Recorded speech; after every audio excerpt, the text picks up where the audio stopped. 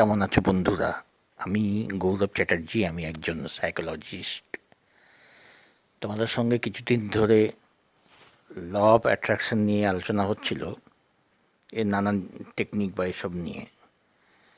তো এর প্রধান জিনিসটাই হলো, মূল থিওরিটাই হলো সাইকোলজির অবচেতন মন এবং তাকে প্রভাবিত করা নিয়ে। তো এর মধ্যে যত ল অফ অ্যাট্রাকশনের মধ্যে যত টেকনিক আছে সবই মনোবৈজ্ঞানিক পন্থাই অবলম্বন করে। তার মধ্যে যেমন খুব ইম্পর্ট্যান্ট একটা যেটা আছে সেটা বলা হয় অ্যাফার্মেশন।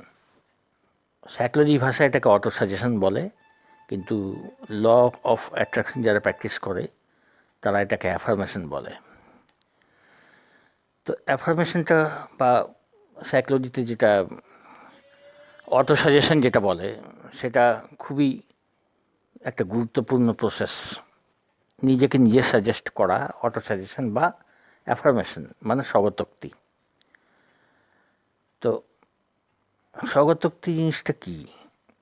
মানে নিজেকে নিজের ভালোর জন্য অ্যাফার্মেশন যেটা, সেটা কী জন্য ব্যবহার হয় না, নিজের কোনো একটা ভালো হ্যাবিটকে কাল্টিভেট করা বা নিজের কোনো ভালো জিনিসকে নিজের মনের মধ্যে গেঁথে নেওয়া, এই উদ্দেশ্যেই এটা ব্যবহার হয়। তো যেমন কারোর যদি কনফিডেন্সের অভাব হয়, আত্মবিশ্বাস আর কি, যদি কারোর অভাব হয়, তখন সে যদি অ্যাফার্মেশন করে যে আমার আত্মবিশ্বাস বা কনফিডেন্স প্রতিদিন বাড়ছে, প্রতিদিন বেড়ে চলেছে, অনবরত যদি বিশ্বাস নিয়ে, বিশ্বাসটা দরকার, কারণ অবচেতন মন শব্দগুলো বোঝে না, ফিলিংসটা বোঝে। ওই ফিলিংসটা জোর দেওয়ার জন্যই শব্দ ব্যবহার। ফিলিংসটা আনতে হবে এবং সেটাকে পার্মানেন্ট করার জন্য আমরা শব্দের আশ্রয় নিই, কথা বলি ওই নিয়ে। তো এই জাতীয় কথা বারবার রিপিট করতে করতে ভেতরে সেই কনফিডেন্সের ব্যাপারটা আসে। তো এটাই হলো মূল জিনিস, হলো অ্যাফার্মেশন। এখন এই অ্যাফার্মেশন কয়েকটাভাবে ব্যবহার করা হয়।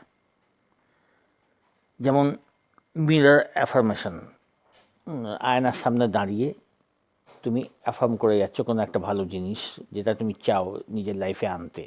সে সম্বন্ধে, অ্যাফার্মেশন সম্বন্ধে তোমরা অনেক ভিডিও পাবে, আমার ভিডিও আছে।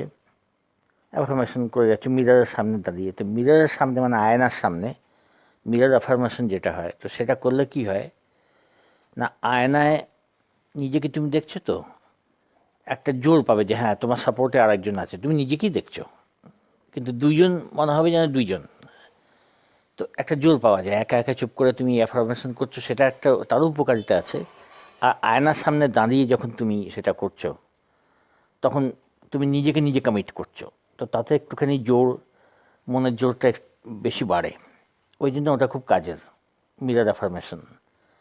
আচ্ছা, ওয়াটার অ্যাফার্মেশন, জলকে তুমি বলো, জলকে তুমি তোমার অসুখ বিসুখের ব্যাপারে বা কোনো আর্থিক উন্নতি করার জন্যে এসব ব্যাপারে তুমি জলকে বললে, ওয়াটার অ্যাফার্মেশন বলো, সবই কিন্তু অ্যাফার্মেশন। তো এটাও তোমরা জানো ওয়াটার অ্যাফার্মেশন কী, যা ল অফ অ্যাট্রাকশন নিয়ে নাড়াচাড়া করছো, মিরর অ্যাফার্মেশন। আচ্ছা, আরেকটা হলো স্ক্রিপ্টিং, ওটাও কিন্তু একই জিনিস। স্ক্রিপ্টিং হলো তুমি যে লিখছো বারবার। স্ক্রিপ্টিং মানে কি? স্ক্রিপ্টিং হলো তুমি কোনো একটা অ্যাফার্মেশন বারবার লিখছো। তার নানান প্রসেস আছে, 3, 6, 9, 5, 5, 5, এরকম অনেক টেকনিক্যাল প্রসেস আছে এতে, স্ক্রিপ্টিংয়ে। ওটা কিন্তু সেই একই কাজ করছে, সেই অ্যাফার্মেশনগুলোকে তোমার অবচেতন মনে পৌঁছে দিচ্ছে। তো এটাই হলো স্ক্রিপ্টিং, ওটাও অ্যাফার্মেশন। আচ্ছা, স্ক্রিপ্টিংয়ের লাভটা কী হচ্ছে না, স্ক্রিপ্টিংয়ে যখন তুমি লিখছো তখন তোমার মন পুরোপুরি লেখার দিকে থাকছে, মানে একাগ্রতা তোমার খুব বাড়ে স্ক্রিপ্টিংয়ে। কেননা তুমি তখন অন্য কিছুই ভাবছো না, অন্য কিছু চিন্তা করছো না, তুমি শুদ্ধ ওই চিন্তা নিয়েই লিখছো। যেখানে তুমি এমনি যখন অ্যাফার্মেশন করো তখন তুমি, তোমার মন অন্যদিকেও ডাইভার্ট হতে পারে। কিন্তু যখন তুমি স্ক্রিপ্টিং, কোনো জিনিস যখন তুমি লিখছো, লিখবার সময় কী হয় না, পুরোপুরি মনোযোগ তোমার লেখার দিকে থাকে, তখন ওটা খুব ভালো কাজ হয়, খুব সুন্দরভাবে ওটা অবচেতন মনে চলে যায়। তো এই যাবতীয় জিনিস কিন্তু অ্যাফার্মেশন, স্ক্রিপ্টিং বলো, মিরর বলো, আর ওয়াটার অ্যাফার্মেশন বলো। তো দেখতে গেলে আমরা অনবরতই অ্যাফার্মেশন করছি, জেনে বা না জেনে। তো এটাই হলো ব্যাপার। তোমরা কীভাবে অ্যাফার্মেশন করছো সেটা জানাতে পারো। তবে অ্যাফার্মেশনটা নিজের উন্নতির জন্য, নিজের ভালোর জন্যে করতে হয়। মূল এর নিয়ম হলো কনফিডেন্স, আর পরিষ্কার শব্দ, যেন শব্দের মধ্যে যেন কোনো জড়তা না থাকে। অল্প শব্দ দিয়ে, অল্প শব্দ দিয়ে ছোটো বাক্য অ্যাফার্মেশনে হয়। কোনো নেগেটিভ জিনিস যেন তার মধ্যে না থাকে। অ্যাফার্মেশন যেন যেটা করে, সেই অ্যাফার্মেশন যেটা তুমি করছো সেটা কিন্তু কখনোই তোমার না জাতীয় শব্দ যেন ব্যবহার না হয়। মানে আমার শরীর সারছে, সেরে যাচ্ছে,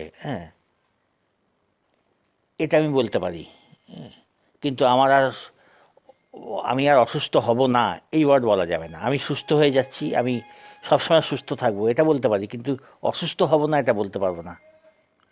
এরকম সব ব্যাপারে আমার দারিদ্রতা আর আসবে না এই জাতীয় ওয়ার্ড বলা যাবে না। আমার আর্থিক প্রাচুর্য বেড়ে চলেছে এইভাবে বলতে হবে। মানে না জাতীয় ওয়ার্ড ইউজ করা যাবে না, এটা হলো প্রথম শর্ত। দ্বিতীয় হলো অল্প শব্দে অল্প বাক্যে এটা অ্যাফার্মেশন তৈরি করতে হবে।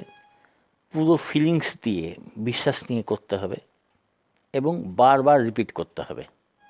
এইগুলি হলো মূল জিনিস। এখন তুমি এটা জলের মধ্যে করো, বা মিরর আয়নার সামনে দাঁড়িয়ে করো, বা স্ক্রিপ্টিংয়ে লেখো, সবগুলি অ্যাফার্মেশন, কিন্তু নিয়ম হলো এটাই।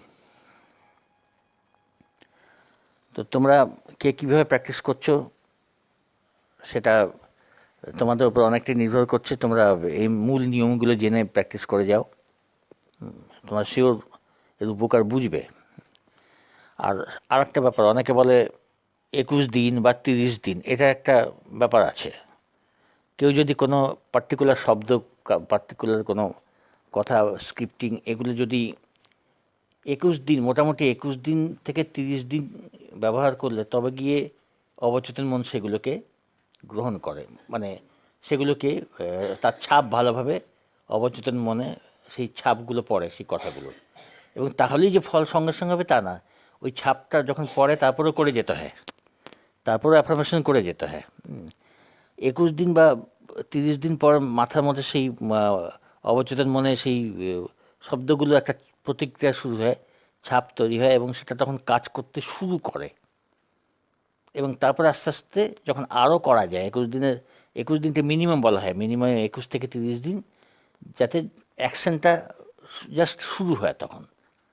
এবং তারপরে ওটা প্র্যাকটিস করতে করতে, চর্চা করতে করতে, তখন গিয়ে ওটা ম্যাচিওর্ড হয় এবং তখন তার রেজাল্ট দেখতে পাওয়া যায়। কিছু কিছু জিনিস আছে খুব তাড়াতাড়ি রেজাল্ট দেখতে পাওয়া যায়, আর কিছু কিছুতে সময় লাগে। এটা ডিপেন্ড করে, নানান পরিস্থিতির উপর ডিপেন্ড করে। ঠিক আছে, তোমরা এইভাবে কাজ করে যাও, এড়িয়ে যাও, তোমরা এগুলো নিয়ে এগিয়ে যাও, এইভাবে কাজ করে যাও, নিশ্চয়ই উপকার পাবে। ভালো থেকো।